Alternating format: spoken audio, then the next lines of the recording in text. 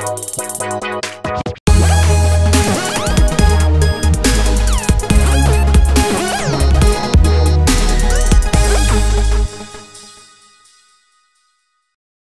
dan, dobrodošli u prvu emisiju Sportski koraci. Sa mnom je kolega Dejan, a naš današnji gost je Marko Maletić.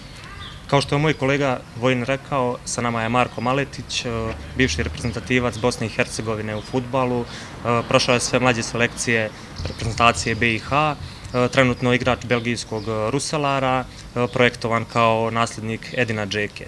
Dobrodošao u našu emisiju. Hvala vam puno, meni je čast da budem u prvoj emisiji i nadam se da napravimo lijepu prvu emisiju. Zadovoljstvo je obostrano i hvala što si prihvatio naš poziv. Neki tvoji prvi sportski koraci, kako su oni krenuli fudbalski? Pa krenuli su tako da sam sa 2,5 godine otišao u Holandiju. Sa 4 godine sam počeo da igram fudbal u nekom selu tamo blizu mojih roditelja. Sa 10 godina sam otišao u profesionalan klub u De Graafschap, Doetinchem. To je jedno 15 km od mojih roditelja. Tu sam proveo 5,5 godina. Bilo mi je mnogo lijepo vrijeme. I tu sam dosta i naučio i tu sam neku bazu formirao svoje karijere. Ti si prvi igrač u istoriji Utrehta koga su doveli i platili kao tinejdžera. Koliko je to za tebe predstavljalo opterećenje u tom trenutku? Pa znaš kako, bio je pritisak. Naravno da je pritisak kad ideš sa 16 godina, nepuni 16 godina u Utrecht. Bilo je mnogo lijepo što sam došao tu u taj klub, ali isto veliki pritisak jer sam potpisao 3,5 godine, otišao sam u novi grad, otišao sam sam tamo bez roditelja, živio sam prvo u nekoj porodici holandskoj, poslije sam živio sam i sa bratom, ali naravno da je tu pritisak, ali to je velika čast da si prvi igrač u historiji koji je plaćen, znači školarina je plaćena De Graafschapu i oni su mogli od toga da kupe novu umjetnu travu. Da, a posle toga ide prelazak u Stuttgart i tu je bila baš prilično jaka ekipa Stuttgarta u to vrijeme. Bilo je baš dosta jakih imena. Koji je najveći utisak od tih igrača ostavio na tebe i kako to tebi djelovalo sve? Pa dobro, i Bišević je napravio naravno mnogo toga u Njemačkoj, a i u Stuttgartu. Mogu da kažem da mi je malo i pomogao kad sam došao tamo, savjetovao me, ali na primjer isto Kakao kad je se vratio od povrede, taj igrač je igrao na primjer svjetsko prvenstvo s Njemačkom, to je veliko ime. Ali bilo je dosta velikih igrača, dosta reprezentativaca, tako da bilo je mnogo dobro iskustva, ali isto tako bio sam mnogo mlad, imao sam 18 godina, tek sam 2 godine odradio u Utrehtu, možda sam trebao malo da budem više strpljiv, da ostanem u Utrehtu, ali znaš kako, nije lako da... Da, okolnosti bile takve, prosto. Da. Baš tako. Na osnovu svega toga, kakav bi mogao savjet da daš mlađim igračima, momcima koji počinju da ulaze u ozbiljnije fudbalske vode, šta bi mogao, koji savjet da im daš, kako da se ponašaju, kako da razmišljaju? Pa ja mislim u današnje vrijeme da se puno igraju igrice, puno PlayStation, FIFA i tako dalje. Super je to, ali ja mislim da sve počinje od ulice. Školski teren, fudbal sa momcima, s drugarima. Tu se stvara i neki karakter, mentalitet što poslije sprovedeš u profesionalan fudbal na terenu. Tako da mislim da je to mnogo bitno, a kad uđeš u neki profesionalan klub, onda je mnogo bitno da budeš disciplinovan, profesionalan, da mnogo radiš, uvijek radiš više od ostalih, jer od čitavog omladinskog pogona od 350 igrača samo 1 ili 2 će da bude profesionalni igrač. Tako da ima dosta odricanja i naravno ishrana, sve to što se svodi. Da. Posle toga ideš na pozajmicu u Topos. Da li si negdje smatrao da ćeš više imati minutažu nego da se boriš tu u tom trenutku gdje je bila stvarno jaka konkurencija u Stuttgartu, pa si zato otišao na pozajmicu Topos? Pa otišao sam na pozajmicu zato što sam htio da igram. Imao sam 19 godina. Topos je igrao drugu ligu Holandije, što je dosta jaka liga. Dosta se igra tehnički fudbal u Holandiji. Tu su me ljudi znali zato što sam igrao u Holandiji u omladinskim pogonima, tako da bilo mi je mnogo dobro iskustvo. Odigrao sam 30 utakmica i lijep utjecaj sam napravio u Holandiji. Stvorio sam neko ime i na osnovu te sezone sam otišao i u prvu ligu u Excelsior Rotterdam. Tako da ta godina mi se, mogu reći, isplatila. Da. Nakon, kao što si upravo spomenuo, prešao si u Excelsior, igrao si prvu holandsku ligu. Nakon toga slijedi prelazak, odnosno pozajmica u Telstar. Kakvo je iskustvo na osnovu igranja u drugoj holandskoj ligi nakon te sezone što se odigrao u prvoj? Mislim čak u nekim segmentima da je lakše igrati prvu ligu nego drugu ligu, ali nažalost ja nisam dobio pravu šansu u Excelsioru. To sljedeće ljeto je se i promijenio čak i trener koji me doveo. Moj konkurent je tu sezonu dobro i odradio, tako da sam ja opet izabrao put da igram, da imam minutažu i da se pokažem. I vjerovao sam u sebe i htio sam da odem opet u neki klub, da igram, da napravim opet 30-35 utakmica i da se pokažem. Jer znaš kako, u Holandiji prva i druga liga to je gledana liga, sve je tu okolo blizu i bilo mi je mnogo dobro iskustvo opet. Opet sam odigrao 30 utakmica i kao igrač je mnogo bitno da imaš minutažu i da imaš ritam, kontinuitet, od toga najviše učiš jer svi treninzi su super, ali utakmica je utakmica. Za to živi sportista, fudbaler, to je najbitnije. Posle toga slijedi Belgija, Lommel i Roeselare. Kako si ti doživio te klubove i boravak u tim klubovima? Pa sad sam u Roeselaru, ali mogu da kažem da moja prva sezona u Belgiji u Lommelu je mnogo dobra bila za mene lično. Mnogo dobro iskustvo u belgijskoj ligi. Belgija je sad napravila drugu ligu sa 8 klubova. Čak u drugoj ligi možeš da se kvalifikuješ za Euroligu. Tako da mnogo je ozbiljna liga, fizička je liga, igra se mnogo direktno, napadački, ali isto tako fizički je mnogo jača od holandske. Holandska je više tehnička liga. Tako da za mene je mnogo dobro iskustva, ja sam 1,96 visok i meni je mnogo dobro bilo što sam otišao u Belgiju, to se mnogo vrednuje tamo. I na osnovu te sezone potpisao sam 3 godine za Roeselare. Roeselare ima mnogo lijep projekat, Kineskinja kupila taj klub, što je isto Reading kupila u engleskoj drugoj ligi i ima 2 kluba u Kini, u prvoj i drugoj ligi. Naš cilj je naravno da u te 3 godine uđemo u prvu ligu. Nažalost, ove sezone nismo imali dobru sezonu kao klub, promijenili smo 3 trenera i nismo imali uspjeh. Ali nadam se da ćemo ovo ljeto imati pojačanja i da ćemo napraviti pravi projekat ove sezone. Reci mi koliko ti znači to što su ti otac i brat u svijetu fudbala? Pa otac mi je igrao fudbal ovdje u Bijeljni, u Radniku. Otišao je sa 17 godina u Slobodu Tuzlu. Bio je u Šibeniku, u Hrvatskoj, igrao je za Čukarički, bio je malo u Švedskoj, u Malmeu. Tako da on je bio isto fudbaler. Brat mi je isto igrao fudbal u Burton Albionu u Engleskoj, bio u Stuttgart Kickersu u Njemačkoj. U isto vrijeme kad sam ja tamo bio, igrao je za Čelik Zenicu, za Radnik, bio je u Švedskoj i u Danskoj kratko vrijeme, tako da je brat isto mnogo toga prošao. Sad je brat trener u tom klubu De Graafschapu gdje sam ja počeo. Vodi sad U14, mnogo dobro je završio ovu sezonu posle Ajaxa, drugi na tabeli. I tako da sad radi tu A licencu UEFA u Sarajevu i mnogo je lijepo. Uticaj, super je to, imaju mnogo iskustva, mogu da mi pomognu. Isto tako mogu da me savjetuju šta može bolje, pomažu mi, gledaju, analiziraju. Sve što mogu da pomognu, rade naravno. Da li misliš da je sportski razvoj u tim mlađim kategorijama ipak u boljem položaju u inostranstvu nego na našim prostorima, da je mnogo možda jači rad u inostranstvu u tim njihovim kampovima? Pa ja mislim da je to teško uporediti. Naprimjer, Njemačka je fizički mnogo jaka liga, mnogo se trči, mnogo se radi. Holandija je više tehnička škola, znači škola Johan Cruyffa, Barcelona i tako. Belgija je neki miks između Engleske i Njemačke. Ovdje ima isto dosta fudbalera koji su otišli, na primjer, iz Bijeljne u Zvezdu i napravili mnogo dobru karijeru.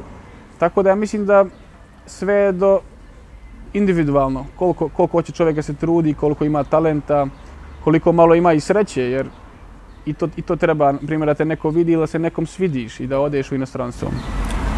Ko je tvoj fudbalski idol? Pa imam više idola. Van Persie kao ljevak, napadač, Edin Dzeko naravno. Mislim da je sad u najboljoj formi. I tako, ja mislim da to su moji idoli. A igranje za koji klub bi sad tebi bilo neko ostvarenje snova? Jel imaš takve neke mašte i iluzije? Pa možda ovdje, ne znam, Zvijezda.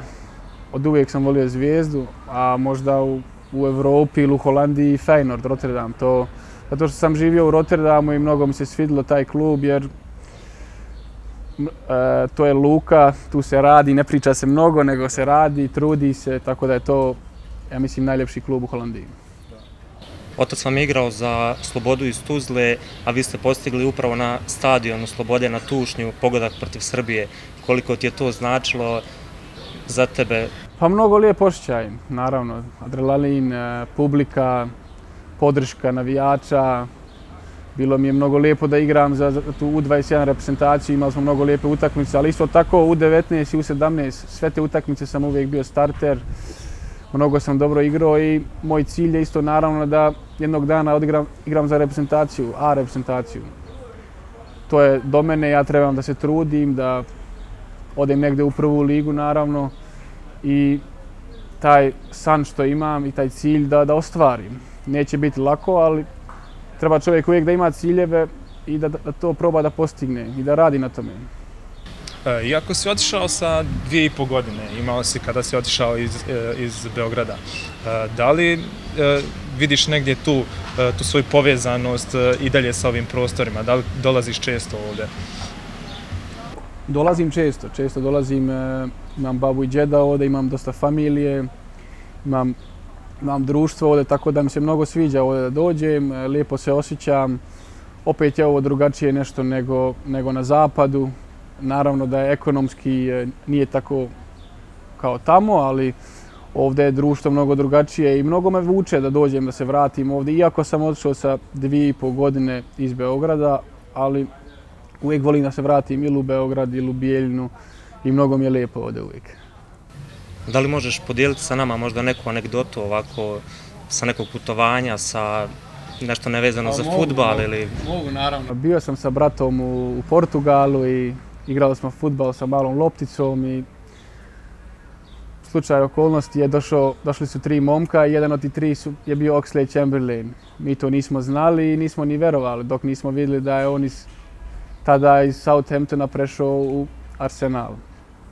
Tako da je to lijepo iskustvo bilo i poslije smo se još dopisivali, imali smo malo kontakt, ali nisam nikad došao u Englesku da ga podsjetim. Da. A koga smatraš najboljim fudbalerom protiv koga si igrao? Pa mislim da je to teško reći. Igrao sam protiv španske reprezentacije U21 u Mursiji. Bilo je dosta dobrih igrača, bio je Morata, Saul Niguez, Iker Muniain, Deulofeu, bio je Oliver Torres, bio je Sergi Roberto, tako da ja mislim da je to najbolje što može. Real Madrid, Barcelona, tako da je to najveći nivo na svijetu. Mogu da vam kažem da smo mi dobro odigrali kao BiH reprezentacija. Izgubili smo 3-2, mnogo smo jeftino primili golove, ali nažalost i to je kvalitet protivnika, ali lijepo smo se pokazali. Koliko je bitan stil igre trenera za efikasnost napadača, odnosno poziciju koju upravo ti igraš? Pa mnogo je bitno. Za mene lično je mnogo bitno zato što sam specifičan igrač. 1,96 sam, kao što sam rekao, visok, target. Meni trebaju dosta lopti sa strane, trebaju mi igrači koji probijaju, dosta centar šuteva. Kad to nemam, onda mogu isto da budem bitan za ekipu, da zadržim loptu na polovini protivnika. Tako da to je uvijek bitno, stil igre je uvijek bitan. Isto trener da te podržava, isto kad ne odigraš 2-3 utakmice dobro ili kad ne daš gol da stoji iza toga i da vjeruje u svog igrača. Jer svaki igrač to osjeti da trener vjeruje u igrača, da mu daje samopouzdanje. A isto tako kad nekad loše odigraš, da ostaneš još u utakmici, da dobiješ tu šansu da se poboljšaš i da pokažeš da vrijediš. A da li se zamišljaš možda na našim prostorima u nekom klubu da dođeš ovdje da igraš? Znaš, ako imam još 2 godine ugovor, nikad se ne zna, u fudbalu se stvarno nikad ne zna, možda u Srbiji, možda u Bosni. Ja bih volio možda nekad da se vratim, da igram ovdje, ali stvarno to ne možeš da gledaš u budućnost. Imao sam čak i ponude iz Azije, ali nisam to prihvatio, nisam otišao za novac. Ipak vjerujem u neku sportsku karijeru, još da napredujem, da ovdje u Europi nešto napravim i trudit se. Da li planiraš da ostaneš u svijetu sporta i nakon fudbalske karijere ili imaš u planu neki drugi biznis? Pa stvarno ne znam, volim fudbal, volim sport. Otac mi je bio scout Vitesse Arnhema i Ide Grafška, pa 10 godina, sad je agent, brat mi je trener, tako da najvjerojatnije ću ja da ostanem u fudbalu, ali kažem, nikad se ne zna, nikad se ne zna gdje te put odvede i život, ali tako, vidit ćemo. Da, ali da li bi nešto promijenio u dosadašnjoj karijeri da možeš sad? Pa znaš kako, kad sam imao 16 godina imao sam da idem u Celtic, to je mnogo veliki klub. Možda sam trebao to da uradim, ali nikad se ne zna i ne kajem se ni jedne odluke. Mislim da čovjek treba da stoji 100% iza svake odluke i to je najbitnije. Sad, možda sam trebao da odem u Škotsku, možda taj fudbal meni više odgovara. To je sad vraćanje u prošlost. Treba čovjek gledati unaprijed u budućnost, da napreduje i da neki svoj maksimum izvadi iz karijere i da na kraju karijere kaže dao sam sve od sebe, trudio sam se, pokušao sam sve, a šta je bilo, šta si postigao, to možeš na kraju karijere da gledaš. Kome se diviš van svijeta sporta? Da li postoji neka osoba koja te fascinira? Pa fascinira me, na primjer, Steve Jobs, što je napravio Apple, što je promijenio malo i život ljudima, olakšao je mnogo stvari. Tako da ja mislim da je on stvarno nešto napravio, neko čudo. A prije naravno Nikola Tesla. Da, koliko je teško nekom mladom fudbaleru sad da ostane disciplinovan što se tiče ishrane, što se tiče treninga, što se tiče generalno tog sportskog načina života? Pa sve je teže i teže, ja mislim, jer izazovi su veliki, sve više i više pažnje dobijaju fudbaleri u novostima, na televiziji, preko interneta. Sad stvarno ima puno tih medija koji mogu da omoguće da se pravi marketing. Ali ja mislim da je bitno da ostaneš normalan, da vjeruješ u sebe, da s kim si bio uvijek blizu, znači to je familija i najbolji drugovi, društvo. Da, oni su najveća podrška. Da to ne menjaš mnogo, jer svi ti ljudi kad uspiješ, oni prilaze i ti nikad ne znaš ko je tu pravi i ko nije. Mnogo je bitno da vjeruješ u tu familiju što imaš i u te drugare što si uvijek imao. I ja to isto nikad nisam mijenjao, naravno. Sada ćemo preći na rubriku može biti, ali ne mora da znači. Mi ćemo iznijeti neke činjenice, konstatacije na koje ćeš ti reći da li se slažeš ili se ne slažeš i možda da obrazložiš ukratko. Prva činjenica, odnosno pod broj 1, znači Bosna i Hercegovina će biti u prvih 20 na FIFA rang listi u naredne 2 godine.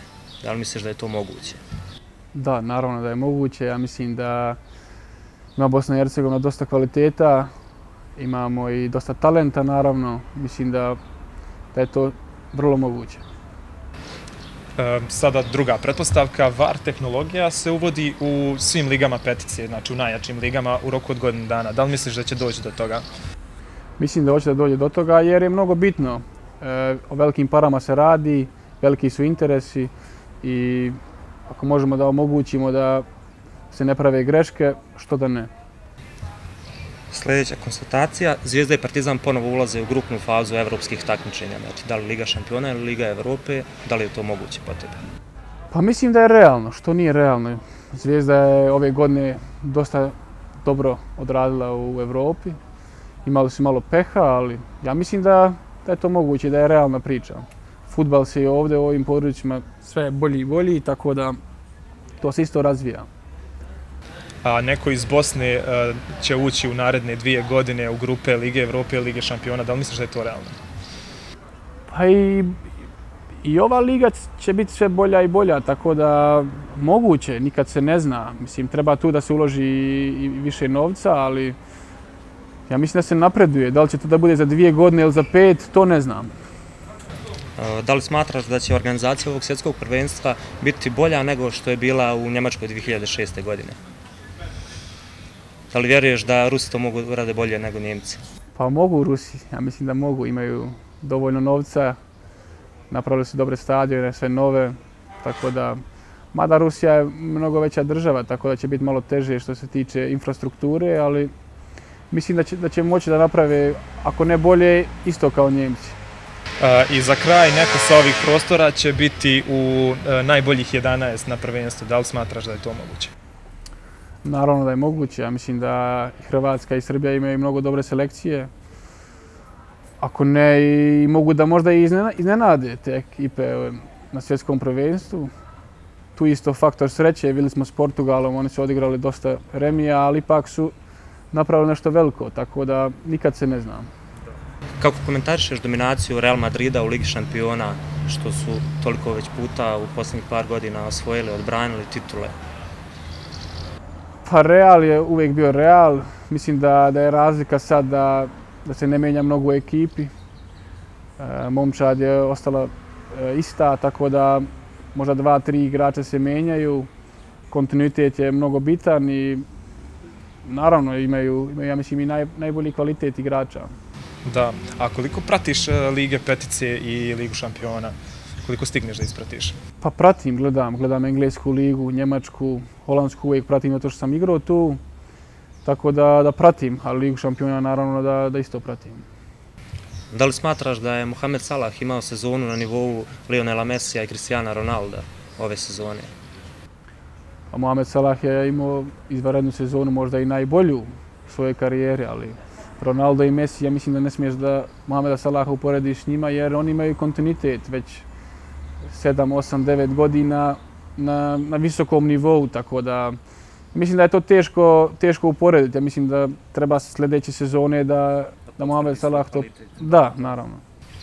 A koga smatraš za najboljeg igrača na svojoj poziciji? Da li možeš da napraviš tu neku razliku između te čiste devetke i današnjih tih nekih krilnih napadača?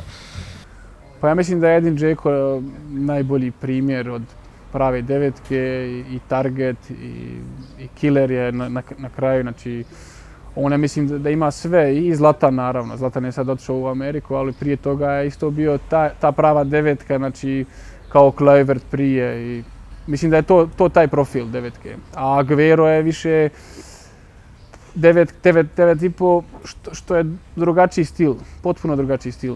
Što mu ne trebaju krila, nije odsutan od drugih igrača.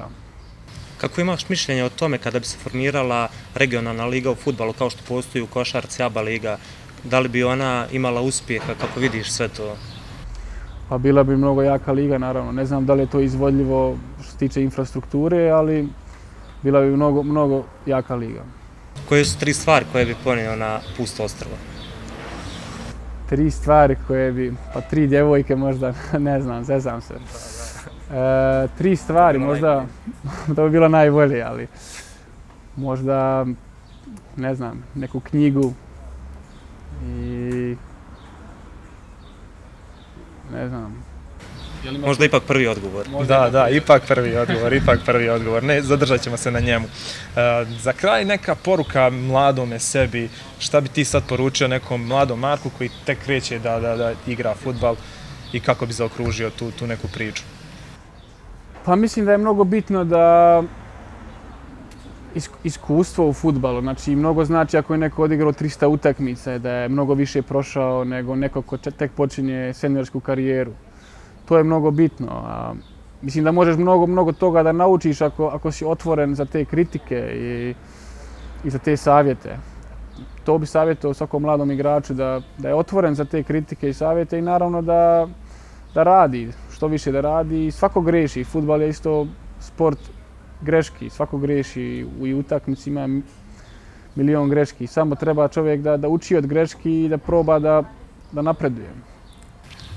Hvala ti Marko na izdvojenom vremenu, nadam se da ćemo se družiti nekom drugom prilikom, možda budeš igrao za neki poznatiji klub, tako da do sljedećeg viđenja. I ja se nadam, hvala vam puno na pitanjima, bilo mi je čast da budem ovdje s vama i ja vas pozivam kod mene kući sljedeći put ako hoćete da napravite sljedeću emisiju. Poštovani gledalci, sa nama je bio Marko Maletić, srdačan pozdrav do sljedećih sportskih patika.